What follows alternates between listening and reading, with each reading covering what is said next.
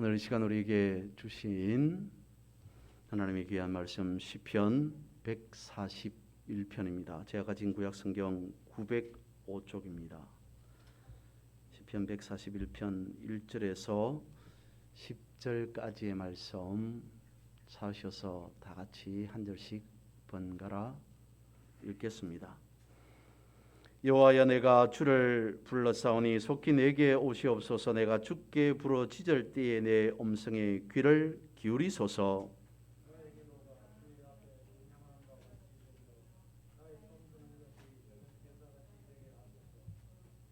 여호와여, 내 입에 파수꾼을 세우시고 내 입술의 문을 지키소서.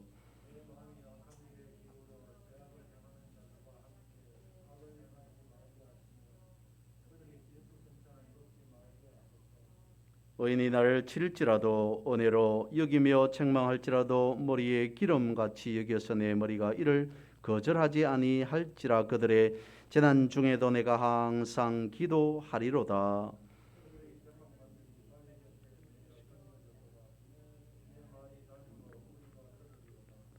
사람이 바깥 흙을 부스러 떨임같이 우리의 해골이 서울 입구에 흩어졌도다.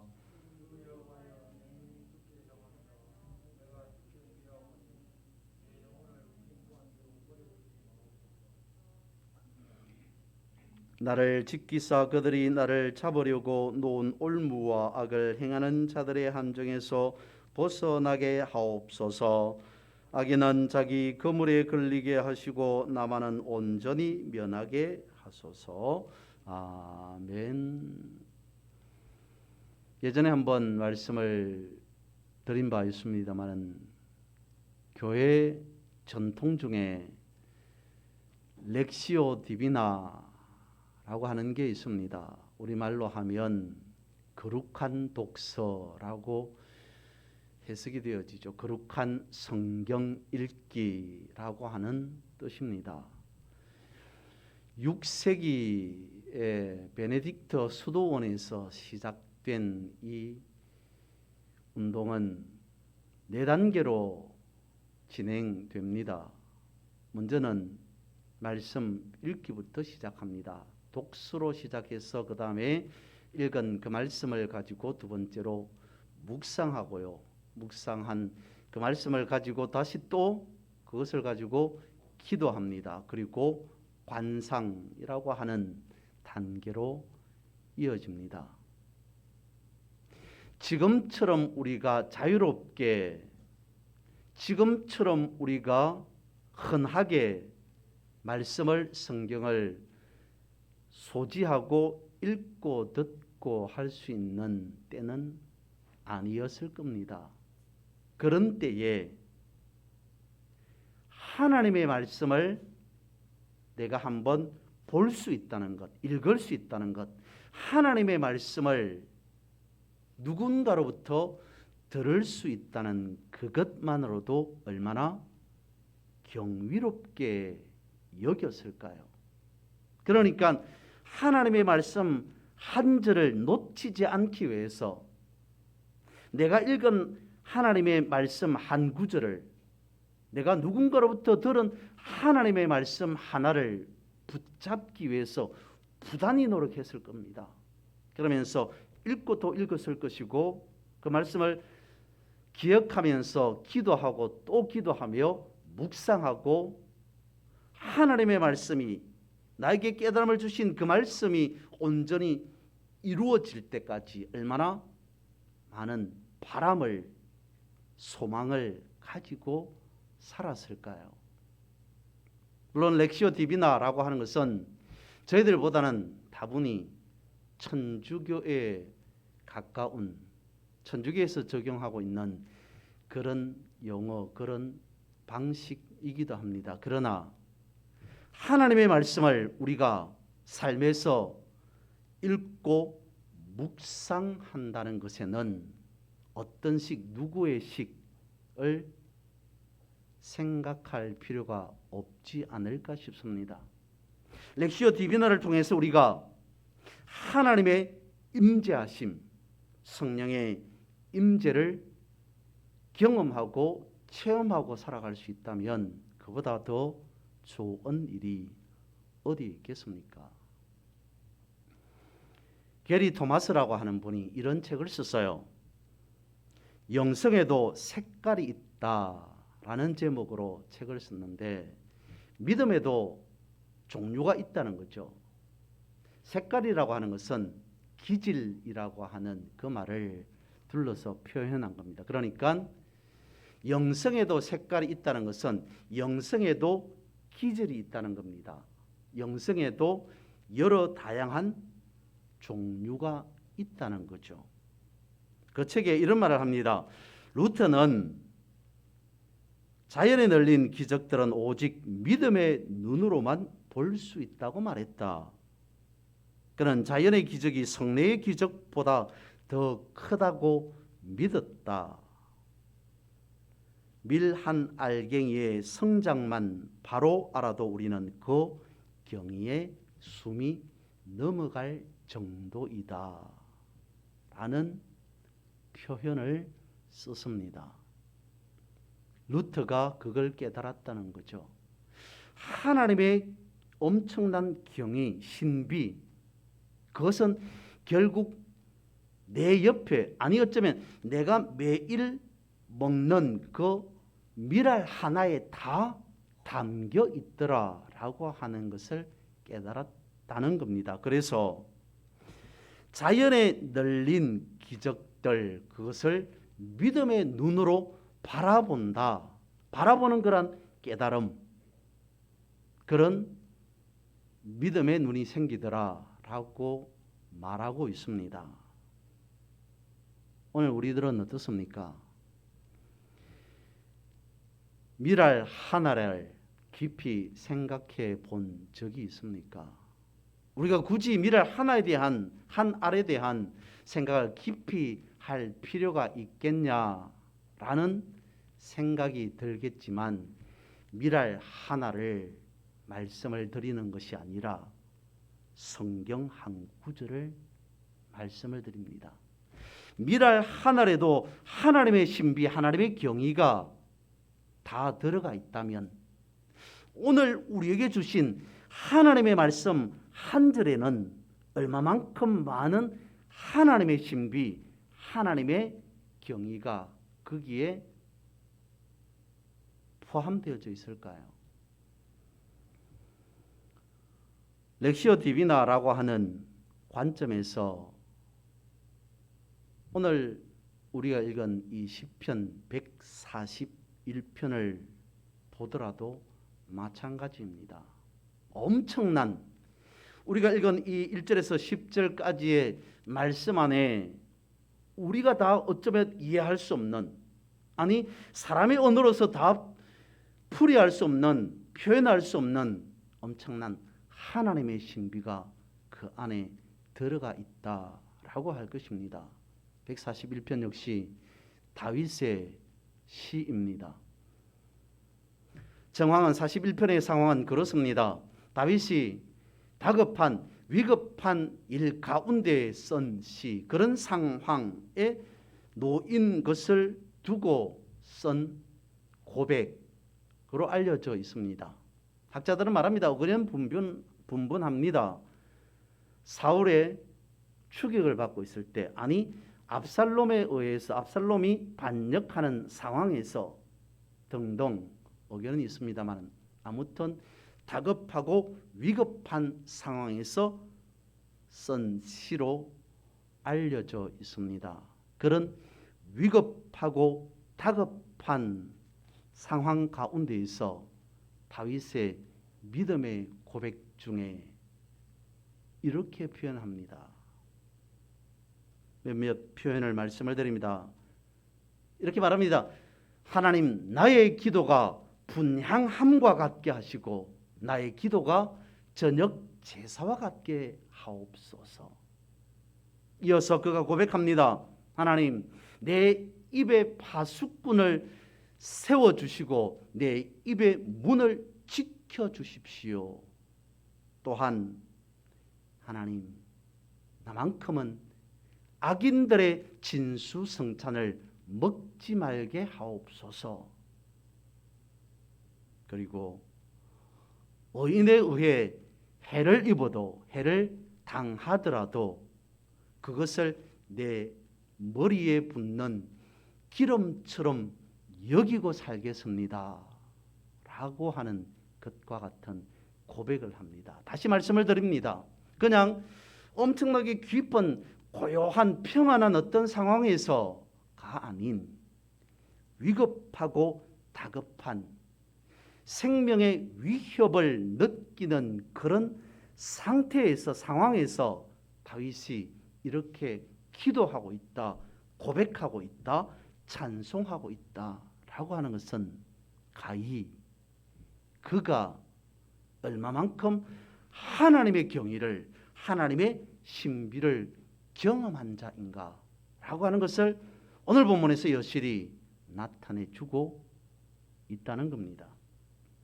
그것을 가지고 말씀을 살펴보고자 합니다. 먼저 첫 번째, 하나님, 나의 기도가 분향함과 같이, 나의 기도와 제사와 같이 되게 하옵소서라고 기도하고 있습니다. 분향이라고 하는 것은 제사장이 매일같이 성전에 들어가서 말 그대로 향을 피우는 것, 그것이 분향입니다. 당시의 구약에서 향은 꺼지지 않도록 해야 됩니다. 그런데 구약에서 이 분향을 어떻게 말씀하고 있냐면 출애굽기 말씀에 보면 그 분향에 있어서 이렇게 말씀하고 있습니다. 출애굽기 30장 37절과 38절입니다.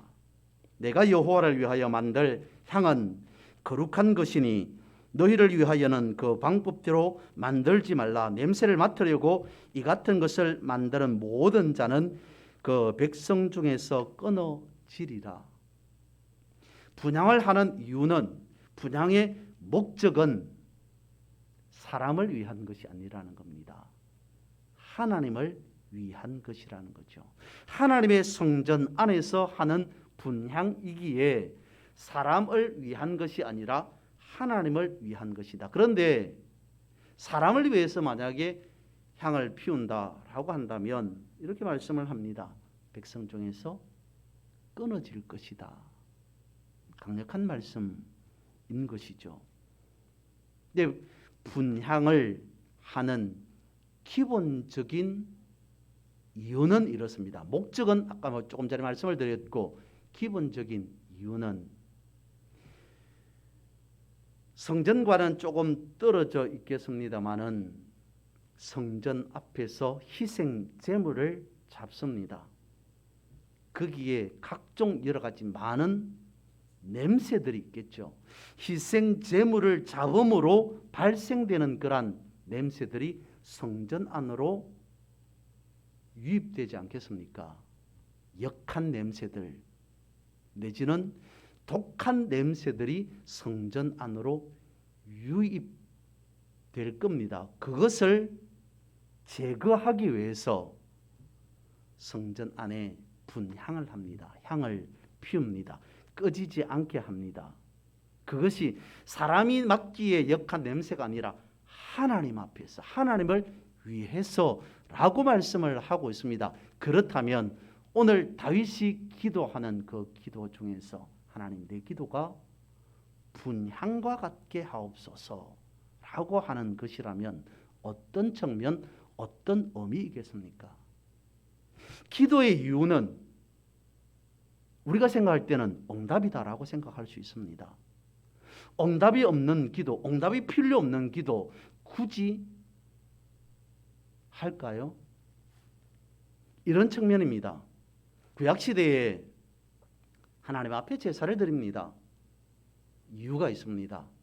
죄를 지었기 때문에, 잘못한 것이 있기 때문에.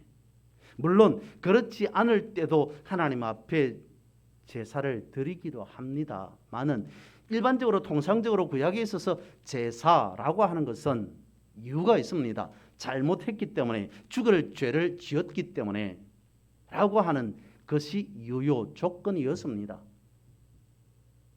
그런 식으로 우리가 기도를 이해한다면 오산인 거죠. 우리가 무엇인가 응답을 받을 이유가 있기 때문에 응답받기 위해서라고 하는 기도라면 그것은 다시 구약으로 간 것과 같은 그런 느낌이 듭니다. 다윗의 고백에서 보십시오. 응답받는 기도가 아닙니다.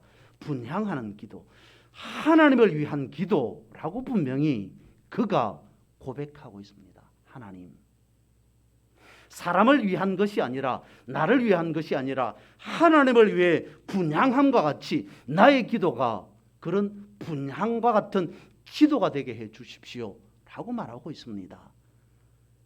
하나님을 기쁘시게 하고 하나님께 온전함을 드릴 수 있는 기도, 그것은 무엇이겠습니까? 그는 이어서 이렇게 말하고 있습니다. 하나님, 내 기도가 제사와 같은 기도가 되게 해 주십시오. 제사와 같은 기도는 무엇이겠습니까? 구약의 제사는 어떻습니까? 성결해야 됩니다.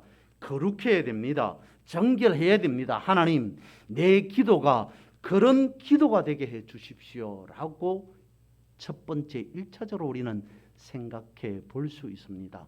그 다음요, 내가 드리는 기도가 제사와 같은 기도라고 하는 이것을 대제사장이 대속죄일에 1년에 한 번 드리는 제사라고 하는 측면으로 생각해 보면 어떨까요? 조금 전에 말씀을 드렸습니다. 우리가 알고 있습니다만은 그렇지 않더라도 제사 자체가 거룩해야 됩니다. 성결해야 됩니다.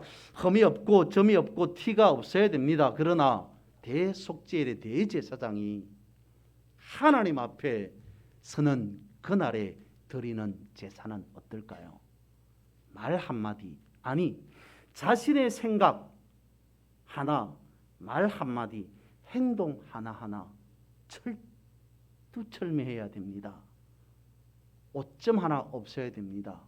자신의 행동 하나에 절대로 실수가 있을 수 없습니다. 다윗이 고백합니다. 하나님, 내 기도가 그런 제사와 같은 기도가 되게 해 주십시오. 어떤 기도요? 내가 응답받기 위해서, 내가 만족하기 위해서가 아닌 하나님이 인정하는 그런 기도, 하나님께서 들으시고 응답해 주시는 그것이 이유요, 목적이 아니라 하나님께 올려드리는 제사와 같은 하나님이 인정하는 그런 기도가 되게 해 주십시오라고 기도하고 있습니다. 여섯 두 번째, 오늘 본문에서는 이렇게 고백하고 있습니다. 하나님, 내 입에 파수꾼을 세우시고 내 입술의 문을 지켜주옵소서.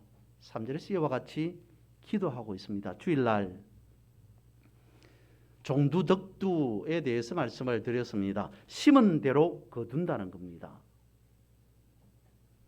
오늘 3절의 이 본문의 말씀을 보면 이것입니다. 하나님, 말조심하게 해주십시오. 입조심, 말조심에 대한 부분입니다. 저주의 말을 하면 저주의 열매를 거두게 될 것이고, 좋은 말을 하면, 선한 말을 하면 귀한 열매, 선한 열매를 거두게 될 겁니다. 믿음의 말을 하면 믿음의 열매를 거두게 되겠죠. 그래서 내 입에 파수꾼을 세우시고 내 입술의 문을 지켜주옵소서라고 기도하고 있다는 것입니다. 뿐만 아니라 성경에서 보면 말에 대한 강조점들을 다양하게 많이 말씀하고 있습니다. 야고보서 3장 1절에 이르기를 우리가 다 실수가 많으니 만일 말에 실수가 없는 자라면 곧 온전한 사람이라. 말이 얼마나 소중한가라고 하는 것을 말씀을 하고 있으며, 잠언 21장 23절에서도 입과 혀를 지키는 자는 그 영혼을 환난에서 보전하느니라. 입과 혀를 지키는 것, 말을 주의하고 조심하는 것 자체가 영혼을 환난에서 지키는 것과 같다라고 말씀하고 있고요. 시편 35편 28절에도 이와 같이 말씀합니다. 나의 혀가 주의 의를 말하며 종일토록 주를 찬송하리로다. 내가 다른 것을 말하지 아니하고 다른 것을 고백하지 아니하고 오직 주님의 어를 말하는데 주님을 찬송하는 데에 내 입을 쓰겠습니다. 그런 말을 하겠습니다. 라고 말하고 있습니다. 다윗도 그랬을 겁니다. 주변으로부터 엄청나게 여러 가지 많은 말들을 들어왔을 겁니다. 들어왔습니다. 아첨하는 말로부터 시작해서 자신을 비난하는 말, 자신을 조롱하는 말, 진심으로 칭찬하는 말, 내지는 믿음의 말까지 얼마만큼 다양한 많은 말들을 다윗이 들어왔을까요? 그런 것을 경험한, 그것을 알고 있는 다윗이 하나님 앞에 섰습니다. 위급한 일로, 다급한 일로 하나님 앞에 섰습니다. 다윗이 어떻게 하나님 앞에 말을 해야 될까요? 많은 말들을, 이런 말 저런 말들을 들어왔던 그런 경험을 한 다윗이, 내지는 지금도 그런 상황에 있는 다윗이 하나님 앞에 말합니다. 하나님, 저는 하나님께서 주신 입술로 함부로 말하지 않겠습니다. 그래서 4절에서 이와 같이 말합니다. 내 마음이 악한 일에 기울여 죄악을 행하는 자들과 함께 악을 행하지 말게 하시며 그들의 진수성찬을 먹지 말게 하옵소서. 어떻다고요? 하나님, 나는 악인에 속하지 않기를 원합니다. 세 번째 그것입니다. 악인들의 진수성찬을 먹지 말게 하소서. 지금은 조금 덜하는 것 같은데 예전에는 교회에서 신원이라고 하는 말들을 자주 썼던 것 같습니다. 신원하다라고 하는 이 말은 원통한 일이나 억울한 것으로 뒤집어 쓴 죄를 풀어내다라고 하는 것이 신원이라고 하는 말입니다. 다윗은 지금 어떤 상황에 놓여 있습니까? 위급하고 다급하다라고 말씀을 드렸습니다만 어쩌면 억울한 상황이 있습니다.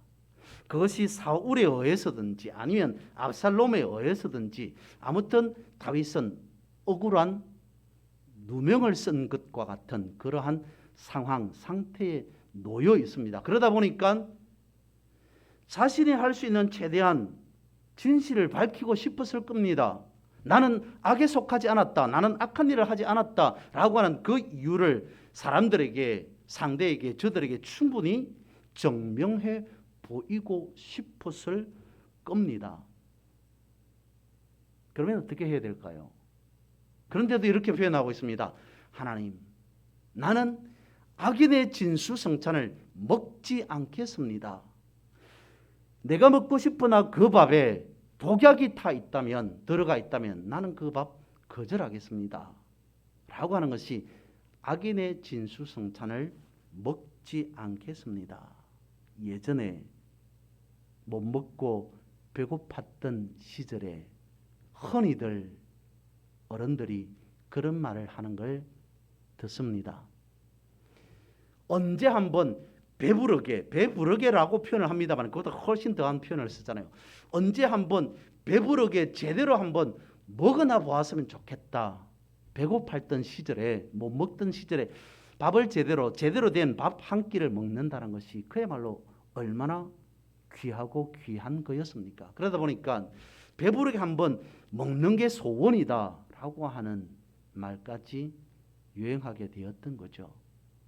다윗이 그러지 않았을까요? 위급하고 다급하고 자신의 생명이, 목숨이 위태위태한 그런 상황 속에서 이 모든 것을 그냥 무난하게 해결하려면, 처리하려면 자신만 눈 한번 감으면 되는 일입니다.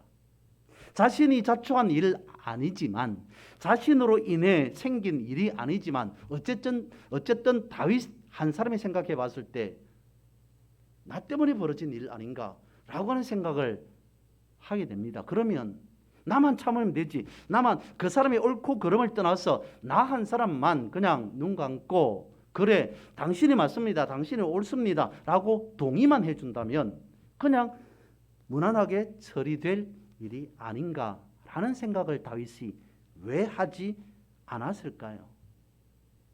그런데 무엇이라고 표현한다고요? 하나님, 저는 악인의 진수성찬을 먹지 않겠습니다. 나는 지금 배고픈 상태입니다. 진수성찬이 아니라 어떤 밥이라도 먹고 싶습니다. 그런데 뭐라고요?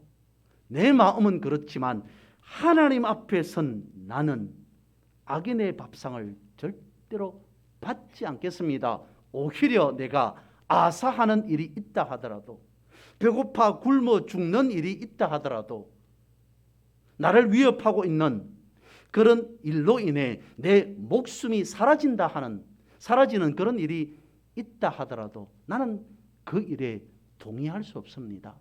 그 일에 동참할 수 없습니다. 나는 악인의 진수성찬을 먹지 않겠습니다. 라고 단호하게 고백하고 있습니다. 거부하고 있습니다. 표현하고 있습니다. 여기서 다윗의 가장 진솔한 신앙 고백, 그것을 우리는 발견할 수 있을 것 같습니다. 그리고 이어서 네 번째로는 그는 이렇게 기도하고 있습니다. 하나님, 내가 비록 의인들에 의해 당하는 고난이 있을지라도 그 해가 내 머리에 붓는 기름과 같게 하옵소서라고 기도하고 있습니다. 다윗은 언이 자기를 치는 것을 은혜로 여긴다라고 표현하고 있습니다. 또한 의인이 자신을 책망하는 것을 이렇다고 봅니다. 머리에 기름 붓는 것과 같이 여기겠습니다. 라고 표현하고 있습니다. 그것을 거부하지 않겠다는 거죠. 거절하지 않겠다는 겁니다. 이어서 그는 고백하고 있습니다. 비록 그런 일들이 있을지라도 오히려 저는 그들을 위해 하나님의 이름으로 기도하겠습니다. 라고까지 말하고 있습니다. 우리는 여기서 연상할 수 있습니다. 머리에 기름 부음이라고 하는 그것은 성령의 기름 부음으로 연결이 되어집니다. 다윗이 의인으로부터 당하는 해를, 고난을 무엇이라고 표현하고 있냐면, 고백하고 있냐면 내 머리에 붓는 성령의 기름과 같게 나는 여기겠습니다. 라고 표현하고 있습니다. 성령의 기름 부으심이라고 하는 것은 무엇입니까? 거룩함이죠. 하나님의 인정하심, 더불어서 치유와 회복이라고 하는 뜻을 가지고 있습니다. 악인이 아닌 의인에 의해서 당하는 그 해는, 고난은 하나님 나에게는 치유가 되고 회복이 되는 그런 것으로 여기겠습니다. 라고 고백하고 있습니다. 의인의 해를 하나님이 내 머리에 부어주시는 기름 부음과 같이 여기며 살겠습니다. 라고 하면서 그 의지의 표현을 다음과 같이 표현합니다. 8절에서요. 하나님, 내 눈이 주를 우러러보며 주님께로 내가 피하겠습니다. 이것은 다윗의 이런 표현입니다. 하나님, 나는 절대로 하나님 앞에 하나님의 이름으로 대충 기도하지 않겠습니다. 그것이 그 다음에 나옵니다. 9절과 10절에서요. 이와 같이 고백하고 있습니다. 나를 잡으려고 수없이 많은 사람들이 놓은 악인들의 파놓은 올무와 함정에서 벗어나게 해주시고 그들의 그물에 걸리지 않게 해주옵소서. 왜요? 왜 그랬을까요? 수없이 많은 이런 일 저런 일을 통해서 그가 느낀 것은 이것입니다. 악인들은 참 치밀하구나, 주도 면밀하구나 라고 하는 것을 느꼈던 겁니다. 절박한 상황 속에서 말도 되지 않는 그러한 엄청난 일 앞에서 상상할 수도 없는, 생각할 수도 없는 그런 일 앞에서 그가 느꼈던 것은 악인들은 정말로 치밀하게 나 한 사람을 넘어뜨리기 위해서, 쓰러지게 하기 위해서 준비를 철저히 했구나 라고 하는 사실을 느꼈습니다. 그래서 그가 말합니다.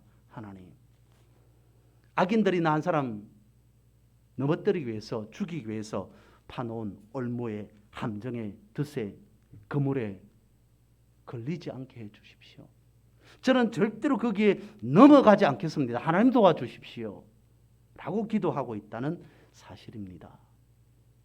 요즘에 뉴스 가면 갈수록 더 심각한 폐 뉴스 중에 하나가 보이스피싱입니다. 사람들의 말을 들어보면 그렇습니다. 가면 갈수록 이 보이스피싱이 점점 더 조직화되어 있습니다. 주도 면밀하게 준비해 있는 조직이라고 하는 그것을 느낄 수 있습니다. 가면 갈수록 저들은 지능화되어져 간다라고 하는 것을 느낄 수 있습니다. 다윗이 그걸 알았던 거죠. 악인들은 철저하게 준비하고 있는데 하나님을 아는 나는 어떻게 해야 되겠는가? 그 고백이 이것입니다.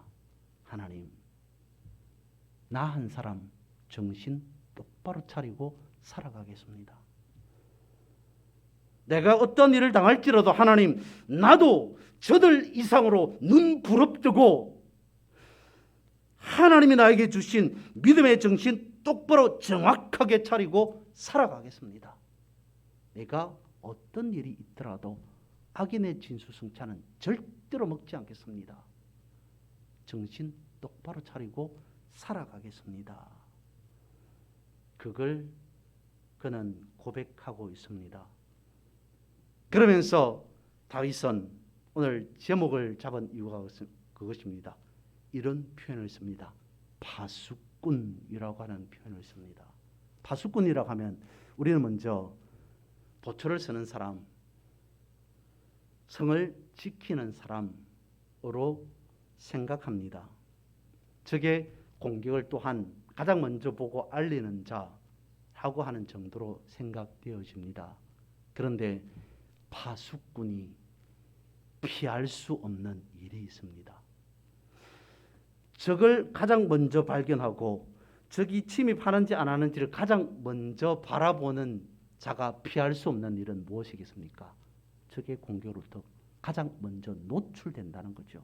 다시 말씀을 드리면 적이 공격해 오면 가장 먼저 죽을 위험에 놓여져 있는 사람이 파수꾼이라는 겁니다. 다윗이 그걸 염두에 두고 말합니다. 하나님, 저는 파수꾼의 임무를 감당하겠습니다. 악인을 막고 막다가, 내 억울한 일을 막고 막다가, 내가 최선을 다하다가 그렇지 못할 때 나 한 사람 하나님의 이름으로 장렬하게 끝까지 가겠습니다. 마무리하겠습니다. 하나님, 저는 파수꾼이 되겠습니다. 악인으로 인해 가장 먼저 죽는다 할지라도 저는 그것을 선택하겠습니다. 라고 고백하고 있다는 그 말씀이 오늘 본문의 말씀이요, 파수꾼입니다. 옳은 소리, 바른 말, 거기에 선봉자 되게 해 주옵소서라고 하는 것입니다. 그리고 죽음의 위험이 닥쳐올지라도 기꺼이 거기에서 물러서지 않겠다는 믿음의 결계, 그것을 보여주는 것이 오늘 본문의 내용이고 말씀인 것이죠. 그것을 하는 가장 주된 목적은 이것입니다. 하나님, 내 인생 하나님께 맡겼습니다. 하나님께 온전히 다윗의 모든 것을 전부를 맡기는 이 기도, 이 찬송, 이 고백이 오늘 저와 여러분 우리 모두의 기도가 되기를 주님의 이름으로 선포합니다.